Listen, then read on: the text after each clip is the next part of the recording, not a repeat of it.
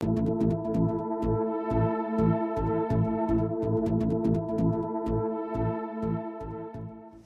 question was asked today on the Facebook extension of our little YouTube community of RPG commentators and video producers, which was talking about how do you actually describe your game to a new player. I was talking about a language for roleplay.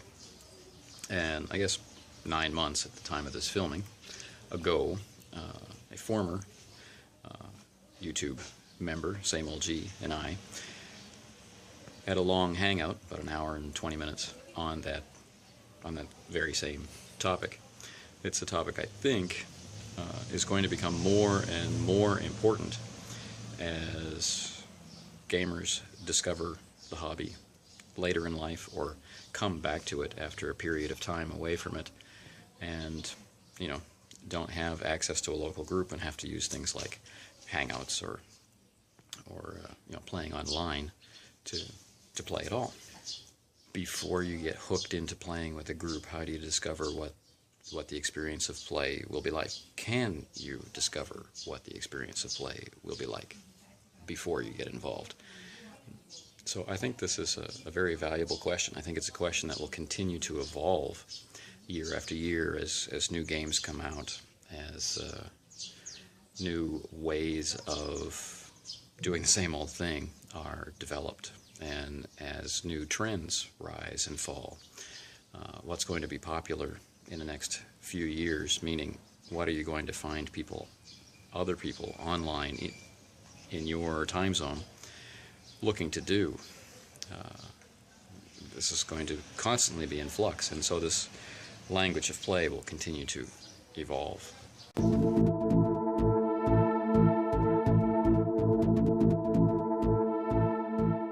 I thought I would put this clip together to demonstrate how I have been handling it and the kind of language that I've been using. The very first question that I think makes the most sense to begin with is, what are we going to play? And this question has two aspects. One is a genre aspect. What game are we going to play? And one is a system aspect, really. How are we going to play it? But in the context of RPGs, that question amounts to the same thing. Some are a combination of system and setting, meaning the only way to get those rules is to buy that setting, and you'll never see them separated, such as with Ubiquity, which I did a review of recently. Or some are generic rule sets, like Savage Worlds or basic role-playing from Chaosium, or GURPS, which you buy the rules separately and then add in setting books as desired. So you could have an answer to what are we going to play being Ubiquity, and know that you are limited to the currently existing games, many of which are connected in some way to pulp. Or you could say, what are we going to play, and get the answer of GURPS, and have absolutely no idea how that game would actually play out in a real sense, because you could be playing in a science fiction setting with ridiculously high levels of technology or very primitive levels of technology. You could be playing in a detective game, or you could be playing in a fantasy game, or because that's what GURPS is all about, or Savage Worlds, or basic role-playing, BRP, whatever. The system would tell you a little bit about how play is conducted. The system in that case would tell you nothing at all about the game. You would have to continue to have the conversation to discuss its genre, its conceits, the way it was going to work in terms of the narrative that would develop from play. So that's where I start. So the game that I started was Edge of the Empire, meaning we're playing Star Wars, meaning the logical answer to the question, what are we going to play, was Star Wars. We're going to play Star Wars. And then the follow-up question is, how? We're going to use Edge of the Empire, which is a game focused on the outer fringes of the Empire, smugglers and the people who slip between the cracks, then everybody gets it. They know that we're playing characters like Lando, like Han, and that we're not going to be dealing with the struggle between the Rebel Alliance and the Empire, at least not yet. And we're going to explore the Star Wars universe, the grit and the grime of it that we see in the background of the movies. We're going to be telling completely different stories than what exists in the films. Everybody gets it. It's a very short conversation. It focused on its target points. The target points in that case was genre. The system, from the player's point of view, they had all played only one game or really had no tabletop experience before. That was the group of people that I was drawing from. Focusing on the system, the benefits or aspects of the system, was a waste of everybody's time. They were going to have to learn that in play. I was going to have to learn that in play because it was a new system to me. But one thing we could all connect on, build excitement about, build connection with, was our love of Star Wars. And so that's the first step. Make a connection with the group on something that they can all relate to.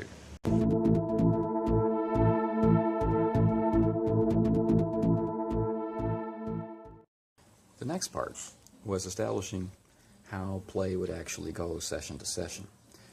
And this was more difficult. It was more difficult primarily because, as I mentioned, the group didn't have a lot of experience with playing many games or with actually talking about how they play. They'd all come from a similar gaming background, and as we have been exploring this game, which is new to all of us, they have been comparing it to their one point of reference, which is the game they played before, and talking about how the freedom of this, or the freedoms that they experience in this, are very different from what they experienced before. And that's very interesting, but it's not terribly helpful to say, okay, if you play in this game with me, you're going to experience more freedom than you would if we were playing that game. All right, that doesn't really amount to anything tangible. It's like, freedom's good. I like freedom. Sign me up. You know. So we know that we wanted to play Star Wars. But nothing else in this conversation was going to have any context.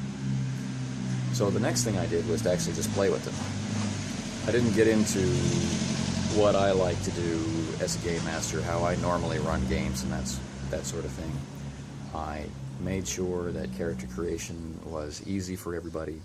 I made sure that we did that collaboratively, and then for the first session, everybody knew what everyone was playing.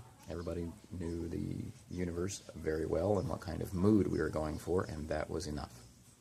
And after that first session, I had a pretty good idea of what they were like. And so the second session, I sat back and I did nothing. I just watched.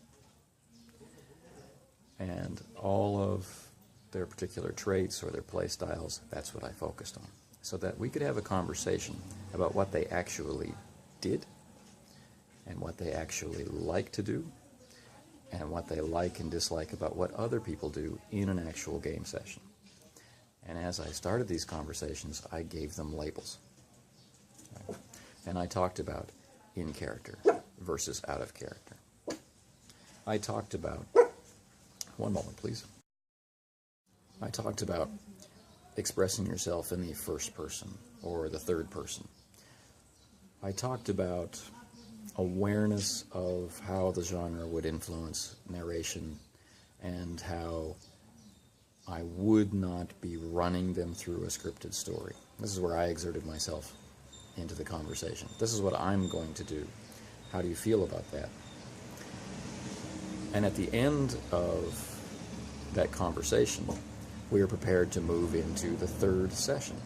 And in the third session, those things that we talked about, those few things we talked about, how much IC versus OOC conversation there would be, how important meta concerns like hit points or strain or bringing the group back together or accomplishing obligation or whatever, how important those things would be in terms of decision making and should be. Now we've finished 6 sessions and we've had that conversation one more time in terms of how they want their preferences enforced. We didn't talk about whether we would or wouldn't do those things. We talked about how they wanted them enforced, such as if they get off on planning and action and the clock is ticking, do they want me to step in and say, you don't have time? Or do they just want to have fun? This was the last piece of the puzzle.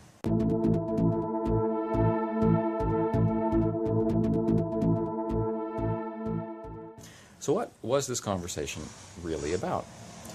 Well, this was about the spectrum of play. How much player agency they wanted versus how determined the story was going to be, how predetermined that story was going to be.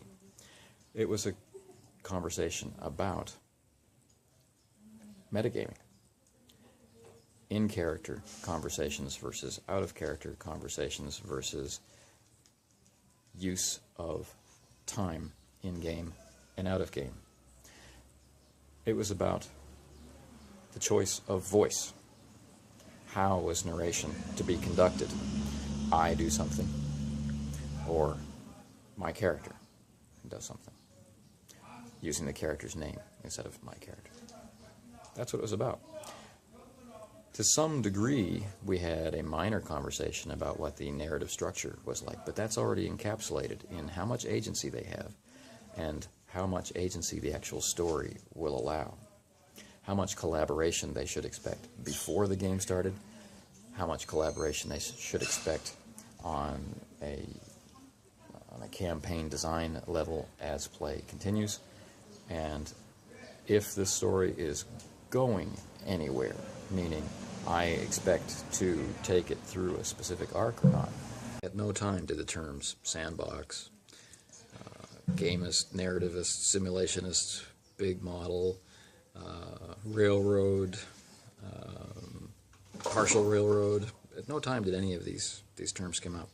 Those are terms that you talk or have conversations with other game masters about to get into the real nitty-gritty of how you are going to, do your end of things. The player's point of view, it just needed to focus on how the session would be run. Right? How are we going to speak to each other? First person? Third person? Not worry about it, just do a blend? How important did they want choices to be? Did they want to be choosing between clearly defined choices, as you do in a video game? Or did they want their choices to truly be meaningful in that no outcome was planned? Any outcome is permissible, even if that was failure. That's what the conversation is about. That's what I personally think is useful. And it's a very organic and natural way to go about things. And it doesn't all have to take place at one time. With experienced players who are experienced with the game, then yes, you could just sit down, hammer it out in 5-6 minutes, and then just start to play. With a group like I'm describing, it would take a little bit more time. And I would definitely recommend picking one thing, talking about it for like 2 minutes at the beginning of the session, making sure that thing takes place during that session, and then waiting till the next session, or a time between sessions, to hammer out the next thing. And there's not that many things.